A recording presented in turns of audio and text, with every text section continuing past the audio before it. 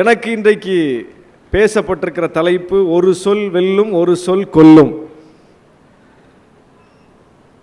இந்த பழமொழி எல்லோரும் அறிந்தது. பேச்சு வழக்கில் நாம் எல்லோருக்கும் சொல்வது ஒரு சொல் வெல்லும் ஒரு சொல் கொல்லும். பார்த்து பேசு, கவனமாக பேசு, உஷாரா பேசு, எச்சரிக்கையாக பேசு என்று சொல்லுகிறோம். பார்த்து பேசு, உஷாரா பேசு, எச்சரிக்கையாக பேசு, கவனமாக பேசு என்று எல்லோரும் ஒருவருக்கொருவர் சொல்லிக் கொள்கிறோம். அதுவும் இப்போது இந்த செல்ஃபோன், இப்போ அந்த கவிதையில் பாடினாங்கள்ல, செல்ஃபோனை வச்சே ஒரு கவிதை மிக அருமையாக பாடினார். 25 ஆண்டுகளுக்கு முன்னெல்லாம் இன்னைக்கு அந்த கவிதையில் சொல்லப்பட்ட வார்த்தைகளை பயன்படுத்தி நம்ம ஒரு கவிதையை நினச்சி கூட பார்த்துருக்க மாட்டோம். அந்த அளவுக்கு ஒரு தொழில்நுட்பம் வந்து இன்னைக்கு வேறு வேறு சொற்களை தந்து, வேறு வேறு பொருட்களை தந்து ஒரு தலைமுறை மாற்றமே நிகழ்ந்திருக்கிறது. அந்த அளவுக்கு செல்ஃபோனுடைய வருகை இன்றைக்கு எல்லாரையுமே உஷாராயிரு, ஏன்னா இப்போ எங்கே வேணாலும் எப்படி வேணாலும் பதிவு பண்ணிடுவாங்க, பார்த்து பேசு, கவனமாக பேசு, உஷாராயிரு, செல்ஃபோன் இருக்குது, கேமரா இருக்குது, ரெக்கார்டிங் இருக்குது என்று சொல்லி எல்லோரும் எப்படி சொல்லுகிறோம் என்றால் உஷாராயிரு, எச்சரிக்கையாய் பேசு என்று சொல்லுகிறோம்.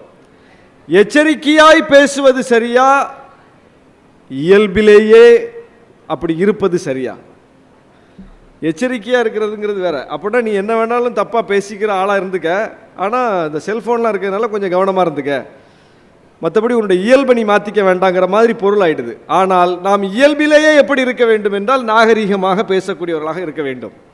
இயல்பிலேயே எப்படி இருக்க வேண்டும் என்றால் புறம் பேசாதவர்களாக இருக்க வேண்டும். இயல்பிலேயே நாம் எப்படி இருக்க வேண்டும் என்றால் நல்ல சொற்களை பேசக்கூடியவர்களாக இருக்க வேண்டும். அப்போ இயல்பே அப்படி இருந்துட்டா பிரச்சனையே கிடையாது. நம்ம எச்சரிக்கையாக இருக்க வேண்டும்னு அவசியம் கிடையாது, நம்ம உஷாராக இருக்கணும்னு அவசியம் கிடையாது, நம்ம கவனமாக இருக்கணும்னு தேவை கிடையாது. இயல்பு, நம்முடைய இயல்பு எப்படி இருக்கணும்? இயல்பிலேயே நாம் நாகரீகம் உடையவர்களாக இருக்க வேண்டும். இப்போ ஒரு மனிதன் நாகரீகம் அடைகிறான்னா என்ன பொருள்? ஒரு மனிதன் கல்வி கற்றிருக்கிறான்னா என்ன பொருள்? கற்காதவர்களுக்கும் கற்றவர்களுக்கும் இடையில என்ன வேறுபாடு? நாகரீகம் இல்லாத ஒரு மூட நம்பிக்கையில் உழன்ற ஒரு சமூகத்திற்கும் இன்றைக்கு நாகரீகம் அடைந்து விட்டோம் என்று சொல்லக்கூடிய இந்த சமூகத்திற்கும் என்ன வேறுபாடு? ஏதாவது வேறுபாடு அறிய முடிகிறதா? படித்தவர்களுக்கும் படிக்காதவர்களுக்கு இடையில் ஏதாவது வேறுபாடு அறிய முடிகிறதா? பழைய காலத்தை சேர்ந்தவர்களுக்கும் இப்போது இந்த தொழில்நுட்ப தலைமுறைக்கும் இடையில் ஏதாவது வேறுபாடை அறிய முடிகிறதா? முன்னாடி ஒரு திண்ணையில் உட்காந்து, ஒரு கடை திண்ணையில் உட்காந்து, ஒரு தெருவில் உட்காந்து, ஒரு முட்டு சந்தில் உட்காந்து, ஒரு குட்டிச்சுவரில் உட்கார்ந்து 4 பேர் பேசிக்கொண்டிருந்த புறத்தை இன்றைக்கு சமூக வலைதளத்தில் உட்கார்ந்து கோடிக்கணக்கான பேர் பேசிக்கிட்டு இருக்கிறான். அப்போ கல்வி என்பதும் தொழில்நுட்பம் என்பதும் இன்னும் மோசமான நிலைக்கு இந்த மனித சமூகத்தை இழுத்து வந்திருக்கிறது. இன்னும் மேம்பட வேண்டிய சமூகம் மோசமாக கீழே போயிட்டு இருக்கு. அவ்வளவு அவதூறுகள், அவ்வளவு வசைச்சொல்கள், அவ்வளவு உருவக்கேலிகள், உருவக்கேலி செய்கிறது, வசை சொற்களால் அர்ச்சிக்கிறது, மற்றவர்களுடைய முன்னேற்றத்தை பார்த்து எரிச்சல் அடைவது, அவனை பற்றி பேசுறது. இது யாருடைய வேலை? இது யார் தன் மீது நம்பிக்கையற்றவர்களாக இருக்கிறார்களோ, யார் தோற்றுப்போனவர்களாக இருக்கிறார்களோ, அவர்கள் தங்களுடைய தோல்வியை இன்னொருத்தர் மீதான வெறுப்பாக மாற்றுகிறார்கள், வெற்றி பெற்றவன் மீதான பொறாமையாக மாற்றுகிறார்கள். அதனால் என்னாகுது? முழுக்க முழுக்க அவதூறுகளை கையில் எடுப்பது, வசை சொற்களை கையாள்வது.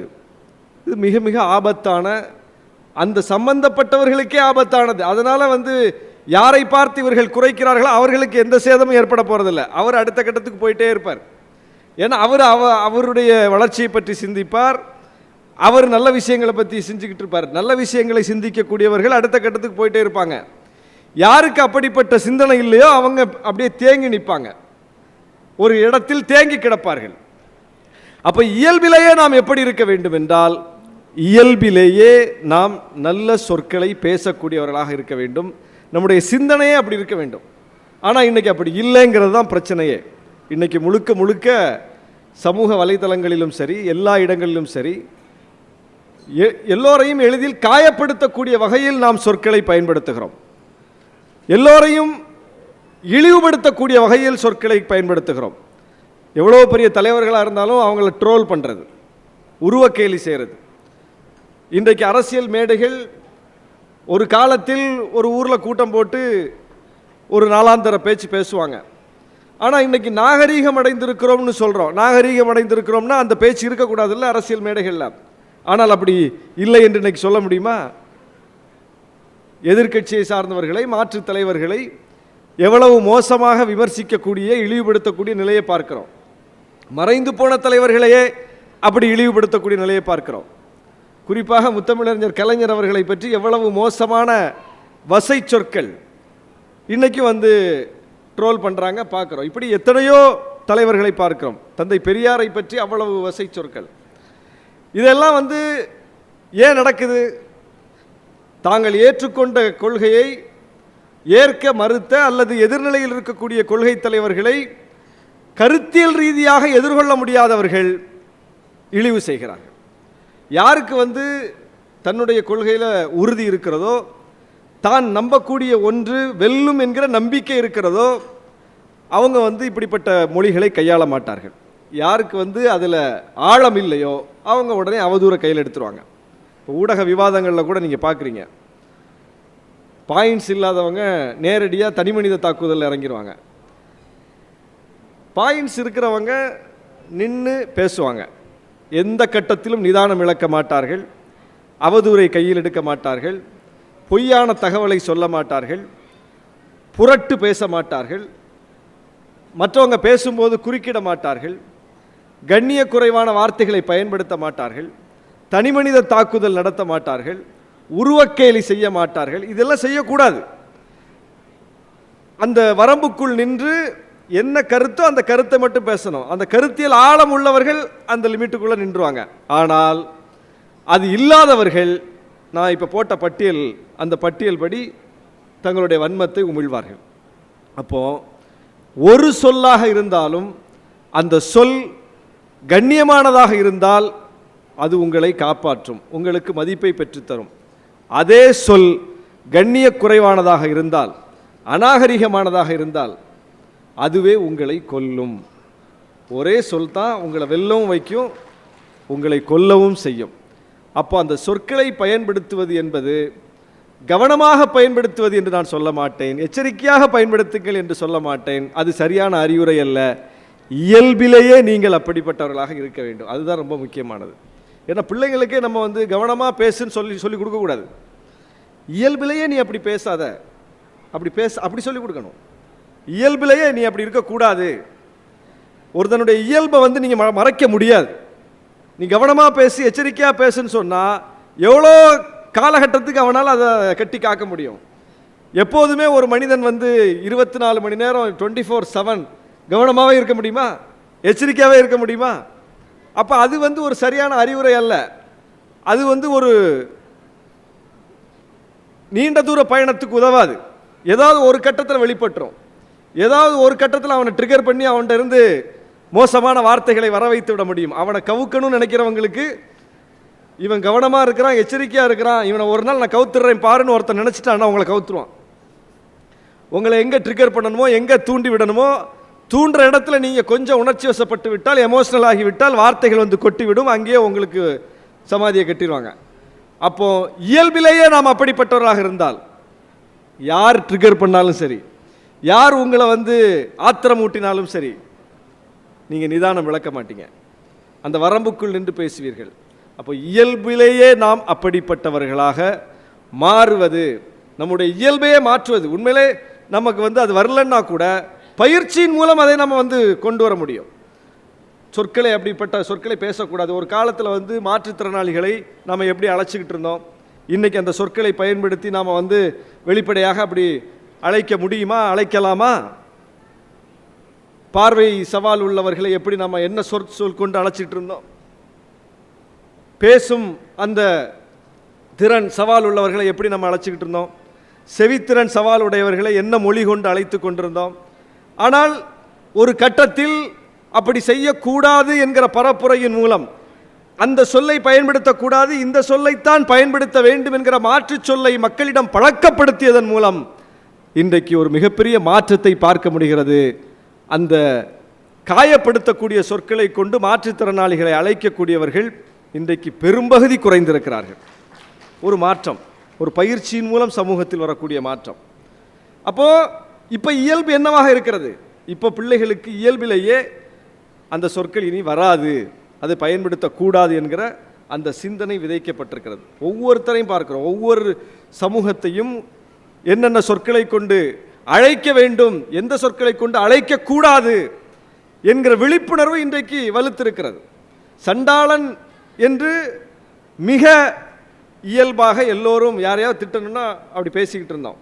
ஆனால் அது ஒரு ஒடுக்கப்பட்ட ஒரு விளிம்பு நிலை சமூகத்தை குறிக்கக்கூடிய ஒரு சொல். அந்த சொல்லை இன்னொருவரை திட்டுவதற்காக, இன்னொருவரை ஏசுவதற்காக, இன்னொருவரை பழிப்பதற்காக சொல்லக்கூடாது. ஒரு சொல் ஒருவரை உயர்வாக சொல்வதற்கு பயன்படுத்தலாம், அது ஒரு சமூகத்தை கண்ணியப்படுத்தும். ஆனால் ஒருவரை இகழ்வதற்கு ஒரு சமூகத்தினுடைய பெயரை பயன்படுத்துவது என்றால் அது இழிவுபடுத்துவது, அந்த சமூகத்தை இழிவுபடுத்துவது. ஆனால் இங்கே நம்ம என்ன செய்கிறோம்? ஒருவரை இகழ்வதற்கு, இழிவுபடுத்துவதற்கு, திட்டுவதற்கு, வசைப்பாடுவதற்கு ஒரு ஒடுக்கப்பட்ட சமூகத்தினுடைய பெயரை கொண்டு வந்து இங்கே ஒட்டுறோம். எவ்வளோ பெரிய தவறு! ஆனால் இது யாருக்குமே தெரியாது, தெரியாமல் இருந்தது. சரி, தெரியாமல் இருந்த வரைக்கும் அப்படி சொல்லி கொண்டிருந்தோம். இன்றைக்கு தெரிந்த பிறகு அந்த சொற்களை பயன்படுத்தக்கூடாது என்கிற விழிப்புணர்வு வருகிறது. அதுக்கப்புறமும் ஒரு தலைவர் சொல்கிறாரு, நான் அப்படி தான் பேசுவேன், அப்படி தான் நான் பேசுவேன். இப்போ என்ன? அப்போ எங்கே போய் முடியுது? அவர் பயன்படுத்தலையா, இவர் பயன்படுத்தலையா அப்படின்னு வாதம் வைக்கிறார்கள். யார் பயன்படுத்தினாலும் தவறு என்பது தானே, யாரும் பயன்படுத்தக்கூடாது என்பது தானே. அப்போ சமூகத்தில் ஒரு விழிப்புணர்வின் மூலம் இன்றைக்கு நாம் இப்படிப்பட்ட வசை சொற்களை, மற்றவர்களை இழிவுபடுத்துவதற்கு, ஒரு சமூகத்தை இழிவுபடுத்துவது, உருவக்கேலி செய்வது, அவருடைய நிறத்தை வைத்து உருவக்கேலி செய்வது. இன்றைக்கி அமெரிக்காவில் பிரச்சாரம் நடந்துகிட்டு இருக்கு, அதிபர் தேர்தலுக்கான பரப்புரை. ட்ரம்ப் இன்னைக்கு சொல்கிறார், நான் கமலா ஹாரிஸை விட அழகானவன் அப்படிங்கிறார். கமலா ஹாரிஸ் எதிர்த்து நிற்கிறாரு, ஆளுங்கட்சியினுடைய அடுத்த போட்டியாளராக களத்தில் நிற்கிறார். எதிர்கட்சி ட்ரம்ப் இன்னைக்கு பேசுகிறார். இன்னைக்கு வந்திருக்கு செய்தி, கமலா ஹாரிஸை விட நான் அழகானவன், எனக்கு ஓட்டு போடுங்க அப்படின்னு. அப்படின்னா என்ன சொல்ல வர்றார் ட்ரம்ப்? என்ன சொல்ல வர்றார்? அவர் வெள்ளையாக இருக்கிறார், கமலா ஹாரிஸ் கருப்பாக இருக்கிறார், எனவே வெள்ளைதான் அழகு என்று ஒரு நிற வெறியை தேர்தல் பிரச்சாரத்தில் பயன்படுத்துகிறார். இப்போ அமெரிக்காவை பற்றி நம்ம என்ன மதிப்பீடு வச்சுருக்கோம்? உலகம் பூரா அமெரிக்காவின் மீதான மதிப்பீடு என்ன? பெரிய வளர்ந்த நாடு, முன்னேறிய நாடு. அமெரிக்காவுக்கு போகிறதுங்கிறது அது ஒரு கனவு நமக்கெல்லாம். அமெரிக்காவுக்கு போயிட்டு வந்து அது ஒரு ஸ்டேட்டஸ். அமெரிக்காவுக்கு போவது, அமெரிக்காவில் என் பிள்ளை இருக்கிறான் என்று சொல்வது, அமெரிக்காவில் எங்கள் அப்பா இருக்கிறார் என்று சொல்வது ஒரு சமூக அந்தஸ்து. அப்போ சமூகத்தில் அந்தஸ்து தரக்கூடிய, மதிப்பை பெற்று தரக்கூடிய, உயர்வாக பார்க்கக்கூடிய ஒரு இடத்தில் அமெரிக்கா வைத்து பார்க்கப்படுகிறது. அந்த நாட்டை ஆளக்கூடிய இடத்திற்கு வரக்கூடியவருடைய பேச்சு என்னவா இருக்கு? எவ்வளவு மோசமா இருக்கு, எவ்வளவு கீழிறங்கி இருக்கு. அப்போ சமூக அந்தஸ்து இப்போ எங்கே இருக்கு? மதிப்பு இப்போ எங்கே இருக்கு? அப்போ அந்தஸ்து என்பதும் மதிப்பு என்பதும் பணத்தால் வருவதல்ல, செல்வத்தால் வருவதல்ல, நாட்டாமை செய்வதால் வருவதல்ல, வல்லரசு என்பதனால் வருவதல்ல, உன்னுடைய பேச்சாலும் உன்னுடைய நடவடிக்கையாலும் வருவது. அது இன்னைக்கு வருதான்னு பார்த்தா இல்லை.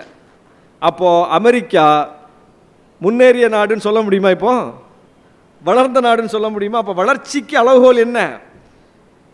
வளர்ச்சிக்கு அளவுகோல் என்ன? வளர்ந்திருக்கிறோம் என்றால் நாம் நாகரீகம் அடைந்திருக்கிறோம் என்று பொருள். நாகரீகம் அடைந்திருக்கிறோம் என்று எப்படி ஒருத்தர் எடுத்துக்க முடியும்? அவர் நல்ல சொற்களை பேச வேண்டும், அவருடைய சிந்தனை நல்ல விதமாக இருக்க வேண்டும், அவரால் யாரும் காயப்படக்கூடாது, எல்லாருக்கும் நல்லவனாக இருக்கணும்னு நம்ம சொல்ல வரல. சில பேர் எல்லாருக்கும் நல்லவனாக இருக்கணும்னு சொல்லிட்டு பேசவே மாட்டாங்க. அநீதியை கண்டு ஆர்த்தெழுவதும் ஒரு நல்ல பேச்சு தான். அநீதியை கண்டு ஆர்த்தெழுவதும், அநீதிக்கு எதிராக போர்க்குணத்தோடு பேசுவதும், உண்மையை அதிகாரத்தின் முன்னால் உறக்க சொல்வதும் ஆகச்சிறந்த பேச்சு, மிகச்சிறந்த பேச்சு. அதனால் அப்படி போட்டு குழப்பிடக்கூடாது. எல்லாருக்கும் நல்லவனாக இருக்கணும்னா, அப்புறம் எல்லார்ட்டையும் நல்ல விதமாக பேசணும்னா, நாகரிகமாக தான் பேசணும்னா, அப்போ யாரையுமே எதிர்த்து பேசக்கூடாதா? அப்படி இல்லை. உறக்க பேச வேண்டும், குரலுயர்த்தி பேச வேண்டும், ஆர்ப்பரித்து பேச வேண்டும், அதிகாரத்தை எதிர்த்து பேச வேண்டும், உண்மையை சொல்ல வேண்டிய இடத்தில் கட்டாயம் சொல்ல வேண்டும், போட்டு உடைக்க வேண்டும். ஆனால் நாகரீக வரம்புக்குள் நின்று அதை செய்ய வேண்டும். அவ்வளோதான், ஒரு லைன். எவ்வளோ பெரிய கருத்துக்களை வேண்டாலும் பேசலாம், எப்படிப்பட்ட ஒரு அதிகாரமிக்க சக்திகளை கூட எதிர்த்து நிற்கலாம். ஆனால் கண்ணியத்தோடு பேச வேண்டும், வரம்பு மீறாமல் பேச வேண்டும். எனவே அந்த அடிப்படையில் பேச்சு என்பது ஒரு மிகப்பெரிய கலை. அது பேச்சாளர்களுக்கு மட்டுமே இந்த டேர்ம்ஸ் அண்ட் கண்டிஷன்ஸ்லாம் என்று எடுத்துக்கொள்ளக்கூடாது. ஒவ்வொருவரும் பேச்சாளர் தான். நீங்கள் வீட்டுக்குள்ளேயும் பேச வேண்டியிருக்கு, வீட்டுக்கு வெளியேயும் பேச வேண்டியிருக்கு. ஒவ்வொரு அசைவிலும் வார்த்தைகளை வெளிப்படுத்த வேண்டியிருக்கிறது. பிள்ளைகளிடம் பேச வேண்டியிருக்கிறது. பேசாமல் எதுவும் நடக்காது. அப்படி இருக்கும்போது அந்த பேச்சு என்பது நாகரீகத்தன்மை தாண்டாமல் நாகரீக வரம்புக்குள் இருந்து அந்த பேச்சை நீங்கள் அமைத்து கொள்ள வேண்டும். பேச்சின் மூலம் நாம் வெல்வோம்.